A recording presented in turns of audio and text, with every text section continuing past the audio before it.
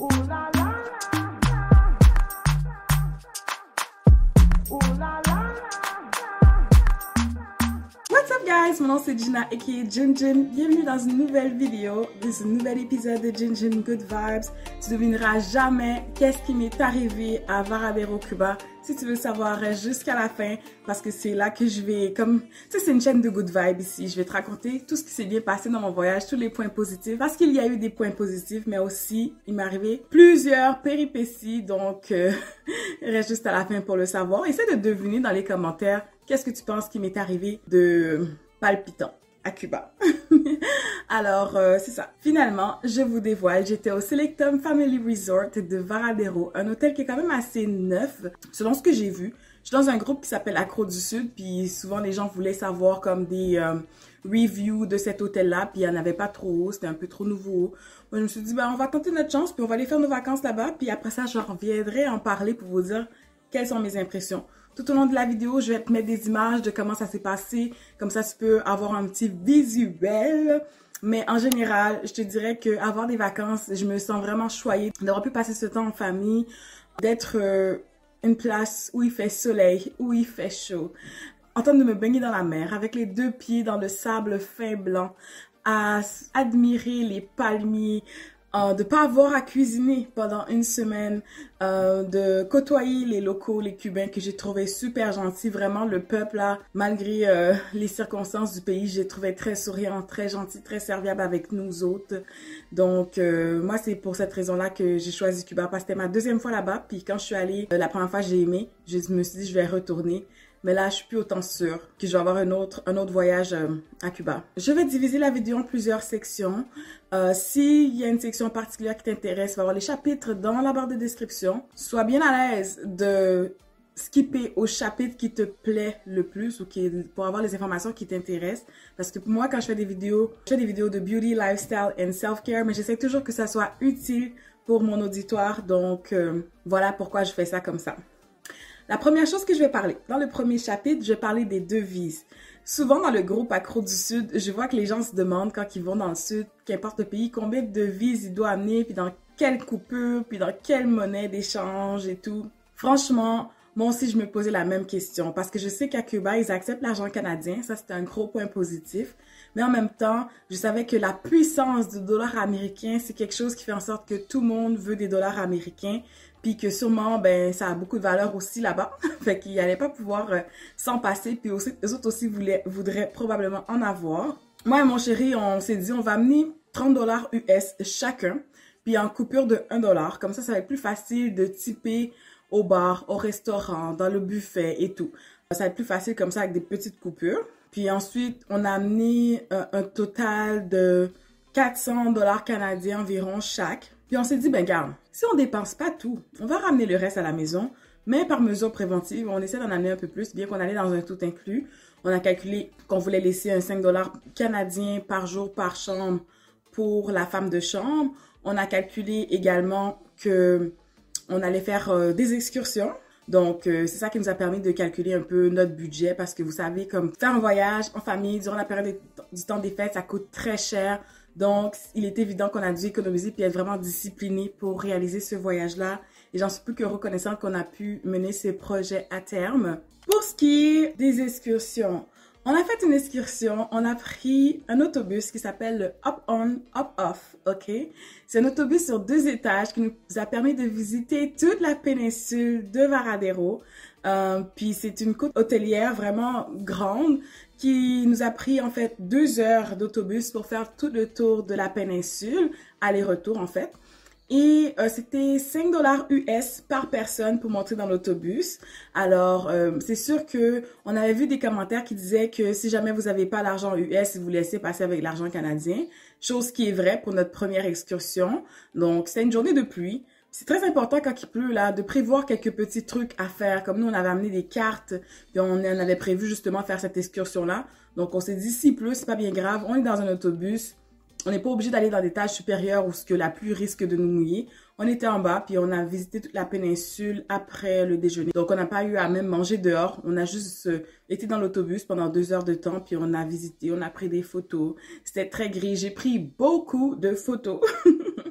Mais franchement, ça en valu la peine parce que j'ai l'impression que j'étais vraiment plus comme... J'ai pas l'impression que j'étais dans un endroit très touristique, bien que Varadero, c'est un endroit très touristique. Mais j'ai pu voir beaucoup de Cubains, puis vraiment, c'était différent du resort. Donc, j'ai vraiment apprécié pour la modique somme de 5 dollars US par personne.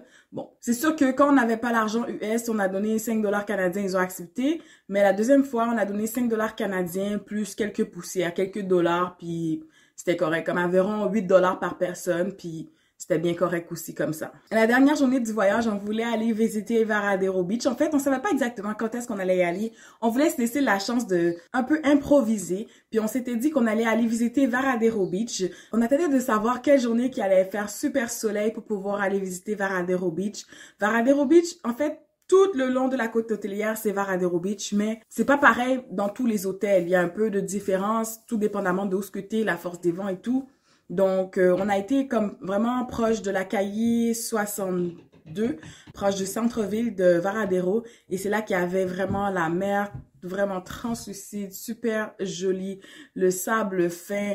Puis il y avait aussi le fait que, comme on était dans la période du temps des fêtes, ben, il y avait beaucoup d'animations dans notre hôtel. Dans les journées il y avait certaines journées comme le 31, le 1er, qu'on voulait pas rater parce qu'on savait que, tu sais, il y avait des cours de danse qui m'intéressaient. Il y avait des animations à ne pas manquer vraiment. Fait que, on nous avait donné toute la programmation. Puis on s'est dit, mais pourquoi qu'on va sortir du resort les journées où on sait que c'est super le fun? Fait qu'on essaie de trouver la bonne journée. Non seulement qu'il fait super beau et chaud, et aussi une journée où il n'y avait pas trop d'activité dans le resort. C'est quand même l'hiver. C'est l'hiver pour nous, mais c'est aussi l'hiver à Varadero, dans le fond. C'est pas tous les jours ce qui faisait la grosse canicule, là. La première journée qu'on est arrivé, gros 30 degrés et tout, mais quand même, il y avait des journées où il faisait 20 degrés le jour, comme environ 15 degrés la nuit. Donc, c'était pas très, très chaud. Fait qu'on essaie de trouver comme les meilleures journées pour faire des activités comme, en fait, aller se baigner à Varadero Beach. Ça, c'était les deux excursions qu'on a faites. Donc, je résume le up on up off bus pour aller visiter toute la péninsule et ainsi que Varadero Beach pour aller se baigner, passer vraiment la journée là-bas. Pendant qu'on a été à Varadero Beach, on a pu même se promener dans le centre-ville, on a pu même manger des choses. J'ai fait une vidéo complète sur qu'est-ce que j'ai mangé à Cuba. Ça, je vais pas me répéter, donc je vais vous mettre le lien. Allez voir la vidéo c'est une semaine dans mon assiette à Varadero Cuba. Comme ça, vous allez pouvoir voir tous mes commentaires sur chacun des repas que j'ai mangés pendant ma semaine de vacances. On va parler d'un autre sujet que je voudrais aborder, c'était la baignade. Donc, on avait deux possibilités pour se baigner. Donc, même trois même, parce qu'il y avait deux piscines et aussi la mer. Tout ça pour dire que les piscines, il y en avait deux. Ils étaient super immenses. J'avais des fois la piscine à moi toute seule parce qu'on dirait qu'il y avait des gens qui étaient un peu trop frileux puis qui voulaient pas trop se baigner. Moi, j'aime la piscine. J'ai une piscine chez nous. J'aime faire des longueurs. Il faut bien noter que la piscine, c'est une hauteur maximale de 1,25 mètres ça, c'est le plus creux. Mais il y a des endroits où c'est beaucoup moins profond. Et dans le fond, c'est quand même très, très vaste. Puis j'ai trouvé que ça avait l'air très, très propre. Je voyais les travailleurs très tôt le matin passer l'aspirateur dans la piscine, enlever tous les résidus de sable ou n'importe quel petit moustique qui serait tombé dedans la nuit. Fait que... Sinon, pour la plage de l'hôtel, si vous êtes des amateurs de snorkeling, de plongée en apnée, de plongée sous-marine, vous pouvez faire du snorkeling. Si vous amenez vos lunettes de plongée, vous pouvez visiter les fonds marins puis voir différentes végétations, des poissons, des corails, des corails ou des coraux? My God, je suis pas trop bonne en français, désolée. Mais bref, tu peux mettre tes lunettes puis regarder en dessous de l'eau. Moi, personnellement, je suis une personne que je voulais pas trop regarder en dessous de l'eau. On dirait que ça me stressait. Mettre ma tête en dessous de l'eau, savoir que le sel, ça allait me brûler les yeux. J'aime pas trop la mer. J'aime plus la plage que la mer. Donc, c'est sûr que à l'hôtel Selectum Family Resort, il y a quand même un gros canal. Puis sur le coin, on se disait, est-ce qu'on va pouvoir aller de l'autre côté du canal? Non, on peut pas traverser l'autre côté du canal, à moins de prendre l'autobus puis vraiment changer d'emplacement totalement. En fait, à l'extrême droite, proche du canal, il y avait une entrée qui était plus ou moins rocailleuse. Avec des souliers d'eau, ça repassait super bien, mais c'est sûr que la plage était quand même très rocheuse avec beaucoup de végétation, de corail, comme j'ai dit. Donc, c'est sûr que si tu essayais d'y aller sans souliers d'eau, c'est un peu difficile si tu n'allais pas à l'extrême droite. Ou sinon, il y avait un autre endroit aussi. Ils ont mis comme des genres de poutres de bois pour délimiter l'endroit pour qu'on puisse savoir exactement où aller se baigner. Puis là, l'eau était quand même claire, mais encore là, l'entrée un peu rocailleuse. Donc, nous, on avait tous des souliers d'eau, fait qu'on était correct. Puis c'est sûr que j'en voyais rentrer là sans souliers d'eau, même avec des souliers d'eau, j'avais de la misère. Imagine pour les autres qui rentraient sans souliers d'eau. C'était un peu difficile. Fait que, à bien noter, si jamais vous allez dans cet hôtel-là, si vous aimez que ça soit plus comme une eau belle, super bleue, translucide avec rien dedans, peut-être que vous allez un peu moins vous y plaire. Je voulais faire une section sur la compagnie aérienne avec qui on a voyagé. On a voyagé avec la compagnie Sunwing. Bien souvent, les gens disent « Ah, Sunwing, ils sont pas bons, c'est comme si ils sont une compagnie d'aviation qui laisse à désirer, blablabla. Bla, bla. » Mais personnellement, moi, j'ai été vraiment stupéfaite de la façon que Sunwing a géré bien les choses. Premièrement, notre vol de départ était à l'heure, pile à l'heure, même à l'avance même, pour pas dire. Donc, j'ai vraiment apprécié ça. Ensuite, pour le vol de retour, il y avait une urgence médicale. Ça aussi, j'en ai un peu parlé. Je sais pas exactement c'était quoi la teneur de l'urgence médicale, mais c'était pas vraiment important de savoir qu'est-ce qui se passait. Je sais juste que pas dans les détails, mais en grosso modo, il y avait une fille qui s'est évanouie dans les toilettes proche du moment où on allait décoller. Donc, on est retourné à la barrière. Puis il fallait sortir sa valise, puis il fallait qu'elle consulte des médecins, puis ils se sont vraiment assurés qu'elle soit correcte avant de prendre le vol. Puis je me disais dans ma tête, Seigneur, ça aurait pu arriver à n'importe qui. Si ça m'arrivait à moi d'avoir un malaise, j'aurais aimé que ça qu'on me traite de la sorte, qu'on s'assure que je sois bien avant de pouvoir prendre l'avion. C'est sûr qu'il y a des gens qui étaient stressés, ils disaient « Oh mon Dieu, on va arriver en retard, le vol est retardé et tout. » Oui, c'est vrai, mais pour moi, je préfère que la personne soit bien avant de décoller, qu'on s'assure qu'elle est correcte, que de décoller, puis finalement, il faut faire un atterrissage en milieu de route parce qu'il y a une urgence qui n'avait pas été prise au sérieux au départ. Sinon, avec la compagnie Sunwing, on avait un bagage de cabine chacun gratuit. Non, le bagage enregistré gratuit, l'item personnel gratuit aussi. Si on amenait un bagage à roulette, un carry-on, un bagage de cabine, à ce moment-là, il fallait payer 25 $ par personne. Chose que nous, on n'a pas faite. On a tout enregistré nos bagages, puis on a amené notre sac à dos chacun, un petit sac à dos. Ils n'étaient pas trop, comment dire, c'est très aléatoire. Hein. S'ils sont très pointilleux, ils décident de vérifier une journée que ça leur tente. Ils peuvent dire que, tu sais, votre sac à dos, il dépasse la capacité, la limite et tout. Mais sinon, on avait quand même des gros sacs à dos, puis ils étaient bien remplis. Puis nous, on s'est pas fait dire d'aller enregistrer nos sacs. Fait qu'on était quand même chanceux là-dessus. C'était plutôt, on a trouvé des difficultés plus à l'aéroport de Cuba, là où il n'y avait pas d'air climatisé, il y avait beaucoup de line-up, il y avait beaucoup de files d'attente. Comme c'est différent, hein. Quand tu es au Canada, tu arrives à l'aéroport de Montréal, il n'y a pas de problème. Tout est automatisé, quasiment, tu as des bornes électriques et tout, tu peux faire ton enregistrement. Mais là-bas, il fallait faire des lignes, il fallait absolument voir quelqu'un pour prendre notre photo. Puis, on a failli manquer notre vol de retour même. Bref, ça, c'était pas la compagnie Sunwing, c'était vraiment à cause de l'aéroport, puis aussi à cause du transport aéroportuaire qui était fourni par Sunwing. En fait, le problème avec Cuba, c'est que des fois, ils ont des pénuries, puis ça se peut qu'il y avait, je sais pas qu'est-ce qui est arrivé ce matin-là, mais notre autobus était supposé venir nous ramasser à 8 h, il est arrivé à 9 h. Fait que déjà, si notre vol est à 11 h, on a testé ça. 19, ça veut dire qu'il faut être à l'aéroport à 8 h. Mais nous, on avait un programme de cédulé le départ à 8 h. Donc, on devrait arriver à l'aéroport à 8h30. Donc, le fait que l'autobus est arrivé à 9 h, on est arrivé à l'aéroport à 9h30, qui fait en sorte qu'il nous restait seulement 1h30 pour faire tous les line-up. Premièrement, le line-up d'enregistrer les bagages. Deuxièmement, line-up des douanes. Troisièmement, line-up de sécurité. Finalement, s'il y avait tellement de monde, ça n'avait pas d'allure, on n'avait pas le temps. Fait qu'ils commençaient à sentir une pression. Beaucoup de gens pensaient qu'ils allaient manquer leur vol. Les gens commençaient à un peu se bousculer, à vouloir dépasser les autres. Est-ce que c'est vraiment la faute de Sunwing ou est-ce que c'est la faute des gens qui, dans le fond, conduisaient l'autobus, le fait qu'il y avait peut-être une pénurie de gaz? J'ai entendu des gens qui disaient que justement, leur autobus était tombé en panne. Ils ont dû attendre un autre autobus. Ils sont arrivés en retard. À un moment donné, ils appelaient le vol Intel, Toronto. Le vol part dans 5 minutes, passez devant, comme si. Après, ils commençaient à dire, les gens avec les femmes et les enfants, passez devant, parce que, tu vois, les enfants commençaient à brailler, ils sentaient le stress, commençaient à vraiment hurler, pleurer, ils sentaient la pression, là, de toute la foule. Ça, j'ai un peu moins aimé ça, fait qu'on commence à rentrer tranquillement pas vite dans les trucs négatifs, là, mais bref, comme je vous ai dit, good vibes d'abord.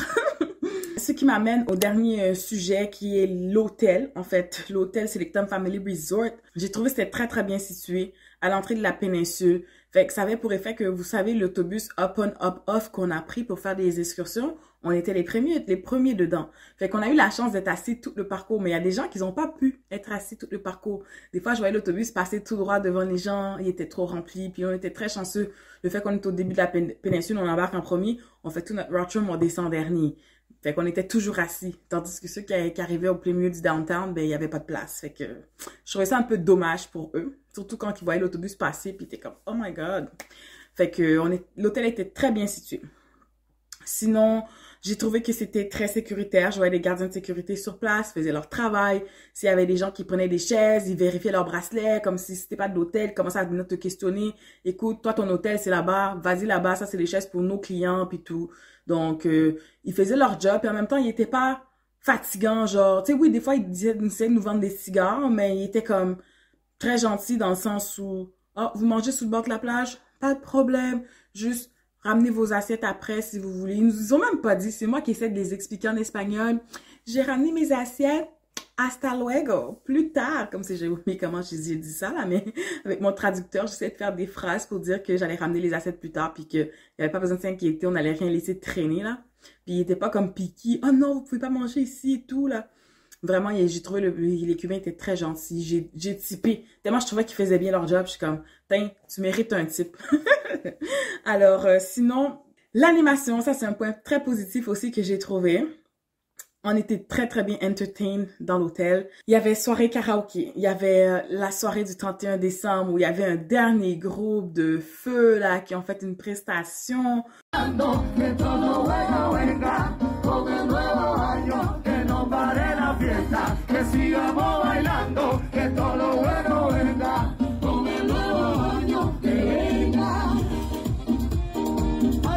Un spectacle international qui nous a entertain de 9h du soir jusqu'aux petites heures du matin. Ça, c'était vraiment mon highlight. Mais tu sais, tout le monde avait une coupe de mousseux. Presque tout le monde avait des confettis à éclater. Franchement, les cours de danse que j'ai pris, j'ai trouvé ça vraiment le fun. Sur le bord de la piscine, il y avait toujours une animation. J'ai participé à un bingo aussi pour gagner des bouteilles de rhum. Malheureusement, j'ai pas gagné, mais bref, ça c'est pas ça qui fait en sorte que l'animation était pas bonne. Mais bref, le staff était super gentil et ils ont bien fait une job pour nous garder vraiment bien entertained. Mais le petit bémol, c'est que des fois, le soir, je trouvais que ça finissait tard. Je suis comme, ok, c'est un hôtel familial. Moi, j'ai envie de dormir, je suis fatiguée. Il est rendu 10h du soir. Là, je me disais, j'espère que ça va arrêter à 11h. À 11h du soir, ça continuait, la musique, puis tout. T'entendais quelqu'un parler dans le micro pour que ça soit assez fort pour se propulser sur tout le resort. Là, à un moment donné, j'étais comme, ok, là, j'ai envie de me reposer, là. Puis j'étais comme très chanceuse d'avoir amené des bouchons d'oreilles parce que moi, je sais que j'aime ça dormir, puis mon sommeil est très important pour moi. J'ai plugué mes bouchons d'oreilles, puis j'ai réussi à m'endormir, mais même les enfants, ils se plaignaient le lendemain matin. Oh, on n'a pas pu dormir comme il faut. Il y avait trop de bruit, il y avait trop de musique. Puis même mon chéri aussi, la même chose. Lui aussi, il n'a pas aimé le fait que l'animation, ça durait tard le soir. Et lui, il n'est pas vraiment pas un couche-tôt. Il se couche vraiment tard. Puis à un moment donné, il était comme, hey, j'ai envie de me reposer. C'est quand est-ce qu'ils vont fermer la maudite musique? Fait que ça, c'était un petit bémol. Sinon, les chambres. Les chambres, j'ai trop aimé le design que les femmes de chambre faisaient. Vraiment un big shout-out. Je sais que le métier de femme de chambre n'est vraiment pas facile. C'est un métier que j'ai déjà fait dans ma vie. Avant que je me prends en main puis je me dis, hey, je m'en vais à l'école parce que c'est vraiment trop difficile de torcher la marde du monde toute la journée, là. Puis, je sais pas combien de chambres qu'ils faisaient, là, mais franchement, je trouvais que les chambres étaient quand même pas assez propres. C'est un hôtel qui est tellement majestueux. Il y a tellement de chambres. Je sais pas combien de chambres qu'ils devaient nettoyer, mais c'était pas très propre, ok? Il y avait pas assez de serviettes. Les draps aussi en manquaient. Franchement, grosso modo, c'était potable. Quand tu regardais le design, puis elle te faisait des beaux petits drapés dans les rideaux parce que tu donnais ton pourboire et tout, ou tu la laissais des choses à manger, tu la laissais des cadeaux, des serviettes sanitaires, du savon, des épices. Elle était contente, mais en même temps, elle faisait qu'est-ce qu'elle pouvait. Puis des fois, j'étais comme, my God, j'ai laissé une note, j'ai dit, c'est-tu possible de nettoyer? Comment j'ai écrit ça? Limpiar el baño correctamente, por favor. Quelque chose comme ça, parce que j'étais comme, wow! C'est pas propre, là. L'évier où on brossait nos dents, ils ont pas lavé l'évier du tout pendant la semaine. Pour moi, c'est comme inconcevable. Pour avoir été des femmes de chambre, nous, on devait laver l'évier à chaque jour, laver la douche et la bolle toilette à chaque jour. On manquait aussi de papier de toilette. Normalement, c'était 2 rouleaux par chambre. Quand on est arrivé, c'est 2 rouleaux. À chaque jour, il fallait demander, est-ce que je peux avoir plus de papier de toilette? Est-ce que je peux avoir plus de papier de toilette? Puis on en avait amené parce qu'on savait la situation de Cuba. On s'est dit, on va amener notre propre papier de toilette. Mais on s'est dit, franchement, au prix qu'on a payé, on n'est pas supposé quémander du papier de toilette comme ça. Mettez-nous assez de papier de toilette. Tu sais, ça, c'était une façon de nous dire indirectement, guys, gaspillez pas tout le papier de toilette. Essayez de prendre 2 carreaux pour essuyer vos fesses parce que il n'y a pas assez de papier de toilette, puis on doit rationaliser pour tout l'hôtel. Fait que nous, à chaque jour, on demandait du papier de toilette, du papier de toilette, du papier de toilette. Sinon, il y avait un coffre-fort dans la chambre. Puis, qu'est-ce que j'ai bien aimé, c'est qu'à un moment donné, on avait oublié de fermer le coffre-fort, puis on avait tout notre argent là-dedans, nos passeports et tout, puis elle a pas nettoyé notre chambre. Elle a dit ça, c'est les règlements de l'hôtel. Elle nous l'a dit en espagnol, j'ai bien compris. C'est les règlements de l'hôtel. J'ai pas nettoyé votre chambre parce que vous avez oublié de fermer votre coffre-fort. Et nous, la procédure, c'est on va le signaler que le coffre-fort est ouvert. Et là, on peut pas faire le ménage de la chambre. Personne n'est autorisé à rentrer. Donc, on a compté notre argent, tout, on a checké, tout était là. Il manquait rien du tout. Donc, on était très, très contents pour ça aussi, là. Le personnel était quand même assez honnête. Sinon, au niveau du service, il y avait une personne différente qui venait apporter des bouteilles d'eau. Là, c'est là que ça commençait à se corser aussi. Tu arrives dans un pays, tu n'arrives pas trop à manger, tu as mal au ventre, donc tu veux au moins t'hydrater parce qu'il fait chaud. Peut-être fait pas vraiment la grosse canicule, mais il fait plus chaud que qu'est-ce que toi t'es habitué. Fait que là, tu arrives là-bas, tu veux boire de l'eau, puis il n'y a pas assez d'eau. Tu demandes des bouteilles d'eau. Il faut que tu demandes une fois, deux fois, trois fois avant qu'on t'amène des bouteilles d'eau. Tu as le temps de déshydrater hein, comme un raisin sec, là. Fait que ça, j'ai pas vraiment aimé ça non plus, le service d'eau. On laissait du type pourtant à chaque jour dans les 2 chambres. On laissait des notes, s'il vous plaît. Les enfants, ils étaient 3 dans une chambre, puis il y avait 1 litre d'eau. Donc 2 bouteilles d'eau de 500 ml pour les 3. C'était pas assez. Et en plus, il y en a un qui allait dans les 3 qui allait toujours au gym à chaque jour. Fait que, en plus, quand tu vas au gym, tu dois boire de l'eau. Moi là, ma nutritionniste m'a dit que je dois boire 3 litres d'eau par jour. Imagine-toi, t'arrives là-bas, on te donne 500 ml, puis c'est assez pour brosser tes dents. Simplement. C'est pas assez pour boire là. Fait que ça, j'ai pas aimé. Il y avait un des ascenseurs qui était en panne. Nous, notre chambre était au 2e étage. On était quand même très bien situés. Il fallait marcher un peu, mais je me plaignais pas parce que ça me faisait faire mes pas pour ma journée. Puis c'était pas trop. C'était vraiment pas too much. Même pour se rendre à la plage, c'était à peu près un petit 5 minutes. Mais à un moment donné, on a entendu quelqu'un, là, commencer à crier dans l'ascenseur, comme si aidez-moi, aidez-moi. La personne appelait à l'aide, était coincée dans l'ascenseur, puis c'est arrivé à plusieurs reprises. Il y avait 2 ascenseurs, puis celui qui était plus proche de notre chambre tombait souvent en panne, qu'on a même décidé de prendre la décision de ne plus prendre l'ascenseur. On faisait que prendre les escaliers parce qu'on se disait, on n'a pas envie de rester pris dans l'ascenseur.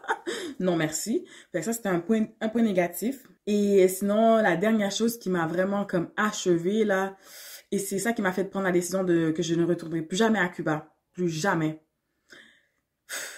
C'est que j'ai manqué d'eau chaude pendant 4 jours dans ma chambre d'hôtel. Jour 1, pas d'eau chaude.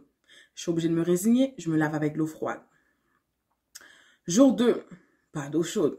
On sort de la mer, j'avais amené des lingettes. Je me suis dit, c'est des fois à Cuba, ça se peut qu'il n'y a pas d'eau. J'amène des lingettes pour me débarbouiller. Mais quand tu as du sable là, plein les foufounes, là, je m'excuse, mais les lingettes, ça fait vraiment pas le travail. Fallait que tu te laves avec de l'eau et du savon comme il faut. Là. 2e jour, pas d'eau chaude. Je prends une douche froide. 3e jour, encore une fois, pas d'eau chaude. Là, je suis comme, my God. J'ai signalé, en plus, dès journée 1, on l'a signalé. On a signalé au service client qu'il n'y avait pas d'eau. Puis, on a demandé aux enfants, eux autres, il y avait de l'eau. C'est sûr qu'on aurait pu aller dans la chambre des enfants puis se laver. Puis, on avait demandé quand même d'être 2 chambres côte à côte. Puis, c'était pas possible. Fait qu'on était sur le même étage, mais il y avait comme 3 chambres qui nous séparaient. Fait que c'était pas tant pire. Mais en même temps, c'est comme eux autres aussi, ils sont 3 puis ils ont besoin de se laver.